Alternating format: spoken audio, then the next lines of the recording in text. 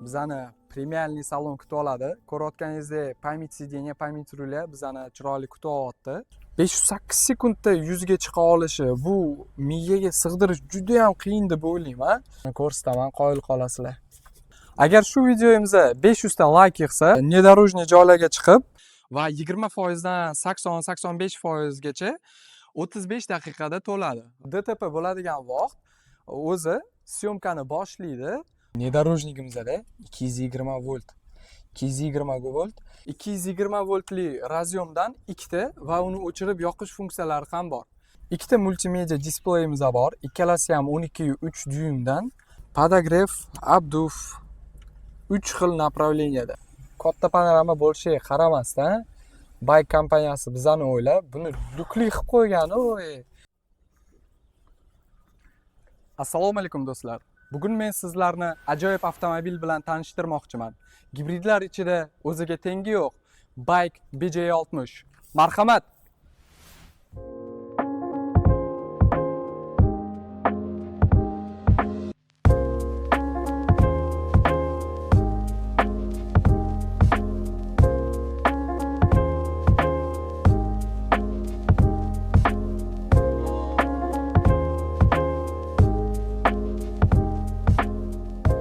Bu gibridimizni birinchilardan bo'lib o'zbek tilida obzor qilishni boshladik. Avtomobilimizga keladigan bo'lsak, o'lcham jihatidan Toyota Land Cruiser 300 ga juda ham yaqin. Uzunligi 5 metr, eniga 2 metr va balandligi ham 2 metr. Oldi qismiga keladigan bo'lsak, dizayni juda ham chiroyli ishlangan menimcha. Nega desa, qolgan bir hozirgi avtomobillar orasida kelayotgan ekstremal dizaynda emas, o'zimizga sevib, eslab qolgan brutalniy, chiroyli, strogi rejimda deb o'ylayman. Hamza shuning uchun o'ylaymanki, Land Cruiserlarni sevamiz. Bu narsani bilib, bizga imенно shunaqa chiroyli dizayn yaratib chiqarib berishdi. To'liq LED optikalar bilan jihozlangan hozirgi dizaynda 20 dyuymli nedorожный diskalarda и pokrishkalar ham eng zo'r nedorожный Razer pokrishkalarda. Razmeriga keladigan bo'lsak, 275 ga 55 R20. Krugovoy avtomobilimizga keladigan bo'lsak, ADAS datchiklari bilan jihozlangan. Bu lidarga o'xshash datchiklar. Yon tarafiga keladigan bo'lsak, bokovoy oynasida 360 kamerasi va quflab ochganingizda ochilish, yopilish o'zi elektronniy bo'ladi va bokovoy повторительlari bor. Mashinamizda besключевой доступ bor. Ochganimizda bizani mashina chiroyli, baquvvat 350 kg ko'tara oladigan paroglar bilan kutib oladi. U to'liq duralyumindan qilingan va ancha baquvvat. Va eshigimizni sraz yopganda ko'rsatib keta qolay, maksimalniy komplektatsiya davodchiklari bor.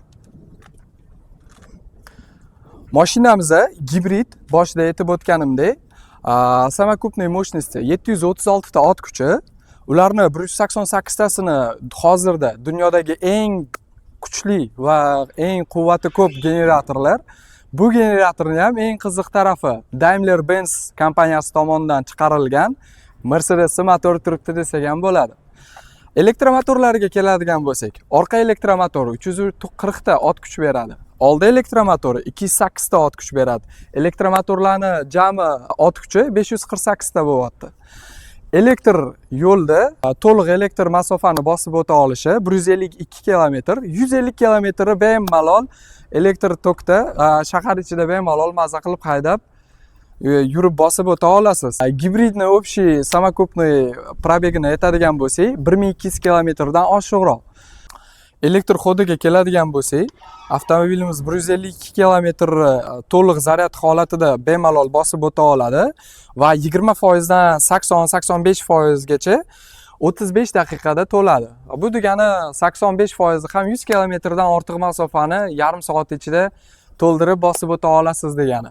Va zaryad portida indikatsiyalari bor. Zaryadga qo'yganingiz va qancha to'lib aniq qilganlarni svetovoy indikatsiyada qizil, ko'k, yashil bo'lib ko'rsatib bera oladi. Va elektricheskiy. Orqa dizayniga keladigan bo'lsak, avtomobilimiz krugovoy, hamma joyida bamferlarda parktroniklari bor va 360 kameralar bilan jihozlangan. 360 kamerasi ham oddiy kameralardan emas, ancha sifati, razresheniyalari yaxshi, minimum HD kачествоda syomka qiladi. Plus tarafi DTP bo'ladigan vaqt o'zi syomkani boshlaydi va fleshga tiqib qo'yilsa, o'sha flesh kartani ichiga yozib DTP ni ro'yxatga olib solib qo'yadi. Avtomobilimiz orqa qismiga keladigan bo'lsak, xuddi shu Land Cruiserlarga o'xshab распашной ochiladi eshigi yonga. Bu ancha men o'ylaymanki, udobniy va dizayn tarafdan ham ancha zo'r. Eshigimizda blokirovkalar bor. Endi gorizontal yoki har xil tekis emas, notekis holatlarga keladigan bo'lsak, eshigimizni ushlab turishi uchun va yopilib ketmasligi uchun. Ko'p hozirgi nedorojniklarda yo'q, lekin bizada bor. Avtomobilimiz 7 o'rindiqli, lekin 5 ta o'rindiq qilib ishlatadigan bo'lsangiz, 650 litr объем sizni kutib oladi. Bagajnikdagi udobstvolarga keladigan bo'lsak, 220 voltli razyomdan 2 ta va uni o'chirib yoqish funksiyalari ham bor. Podsvetkalarga keladigan bo'lsak, kechqurun juda ham chiroyli va dizayn tarafdan направленный fokus bilan yoritadi. Bu juda ham chiroyli va juda ham zo'r. 256 xil rasvetkada svet nastroyka qilsangiz bo'ladi. O'zingiz dilingiz, xohishingizga qarab.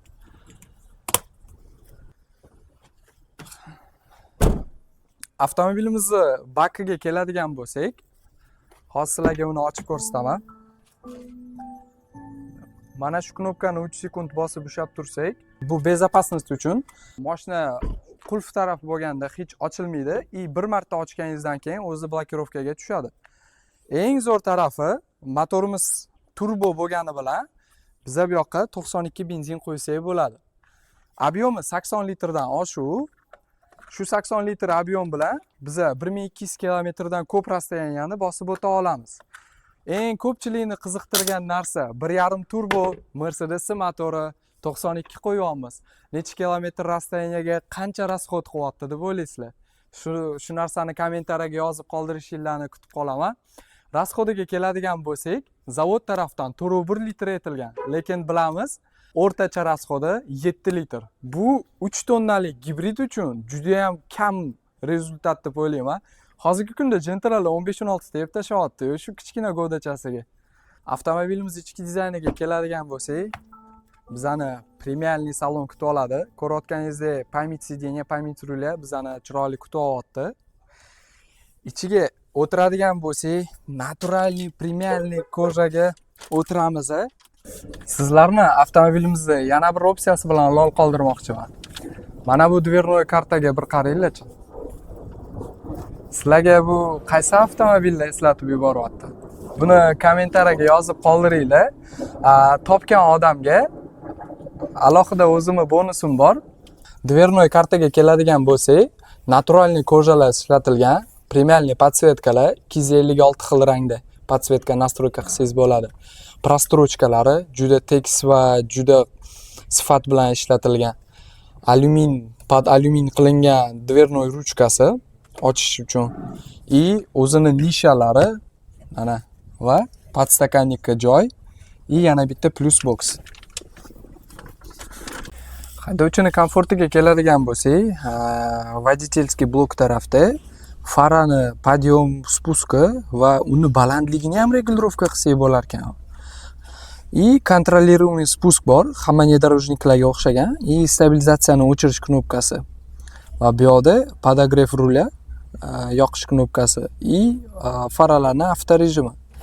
Boyagindek aytib o'tganimdek, benzobakni ochish knopkasi. Yana bitta zapas blok. Ko'pchilik kutmagan narsa taynik. Shuncha narsaga, shuncha elektronika bilan qanday shuncha joy qoldirishganmikin? Shuncha joyi tayniklarni yaxshi ko'radigan akalarimizga jo'natib qo'yasizlar bu videoni. Naturalniy nappa bilan har bir obshivka yaxshilab tikilgan va chiroyli obshivka qilingan. Obshivkalarda ham qiyshiqliklar yo'q. Hozirgina ko'p premialniy brendlarda ham ancha ko'p qiyshiq, iplarda shunaqa ko'p xatolar borki, lekin bu mashinada men buni ko'rib lol qoldim. Anchagina tekis va anchagina chiroyli chiqqan. Premiumli segment pamять сиденьямыз bor va 12 xil направленияda elektronniy управление, borish, kelish, spinkasini yotib turishi, игровой поддержка, общий высота, chiqib tushishi bilan и atamanka. Atamanka mexanический. Именно внедорожникlar uchun специально shunaqa qilingan. Nega desa, sidеньlar, elektrosidеньlarda birinchi ishdan chiqadigan narsa atamankani elektromotori.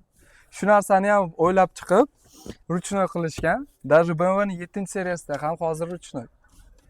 Mashinamizning rul qismiga keladigan bo'lsak, kombinirованный koja, lekin ikkalasi ham naturalniy nappa. Eng ko'p qo'l ishlanadigan joyida perforatsiya bor va eng zo'r qismi rulimizda podogrev bor. Naturalniy nappa, o'rta qismlari ham chiroyli ishlangan. Firmaning emblemasi, multirul boshqarish qismlari, cruise control knopkalari va men o'ylaymanki ancha chiroyli dizayn. Rulimizda boyagida aytib ketganimdek elektroprivod va diapazoni anchagina keng va katta. Chiqib tushishlari, kelishi, ketishi juda ham plavniy va premiumli brendligini bildirib turibdi. Avtomobilimizning akustikasiga keladigan bo'lsak, premiumli brenddan ishlatilgan. Siz o'ylaysiz, qaysi brend bo'lishi mumkin? Shuncha texnologiyalar, shuncha har xil brendlardan eng zo'rini ko'chirib olishgan. Akustika qaysi brend deb o'ylaysiz? Buni ham kommentariyada yozib qoldirishingizni kutib qolaman. Muzikasiga keladigan bo'lsak, akustikalarimiz premiumli brend Infinity. 12 ta dinamikdan tashqari 1000 wattli utilitelimiz ham bor.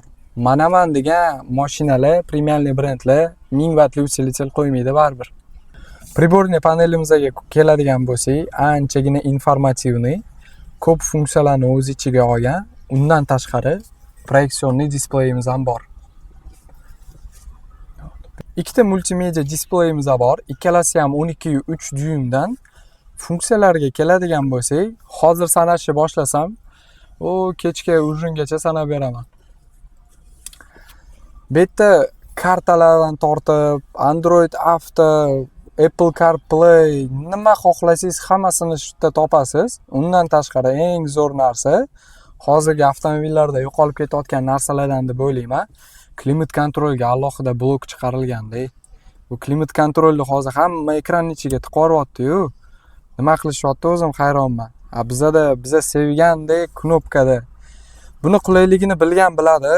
Yo'lda ketayotganda shundoq qo'lingiz o'zi aytmasangiz bundoq ko'zingizni yo'ldan qochirib, mana bu yerga ekranga qara, uni chuqalab qidirib top, bunaqa narsa yo'q-da. Bundoq kelasiz, bosasiz, o'ziga kerak narsani bir kun haydab o'rganib olib, o'zingiz 10 yildan beri haydab yurgan mashinada o'zingiz qulayliklarni upravlять qila olasiz-da baribir. Yana qulayliklariga keladigan bo'lsak, avtomobilimizda беспроводной zaryadkasi bor. Necha wattli deb o'ylaysizlar? Конечно, hozir minimum 50 watt trendda bo'lib qolgan. 50 wattdan kam bo'lsa, u menimcha noto'g'ri deb o'ylayman. Беспроводной zaryadkadan to'lqi yo'q deb o'ylayman. Undan ko'ra provodnoy zaryadka yaxshi. Беспроводной bo'lsa, kamida 50 watt bo'lsa. Eng zo'r tarafi ventilyatsiyasi ham zo'r ishlaydi. Men bu ventilyatsionni shaxtasini qaranglar, kattaligini buni. Bemalol mazza qilib telefoningizga qizimasdan zaryad oladi-ya. Podsakanniklarga keladigan bo'lsa, ikkita katta krujka bemalol mazza qilib sig'adi, keyin o'rtasiga kichkinasini ham tiqib yuborsanglar bo'ladi, agar xohlasanglar. Bu yerga agar telefoningizda ikkita, uchta bo'lsa, yana bitta, ikkita qo'shimcha qo'shib, bundoq solib qo'ysanglar bo'ladi. Shuni ham o'ylab topishgan. Selektor peredachasi. O'ng tarafga olsak, sportivniy rejimga o'tadi, конечно, и chap tarafga olsak, o'zimizning oddiy avtomat korobkada ishlaydi.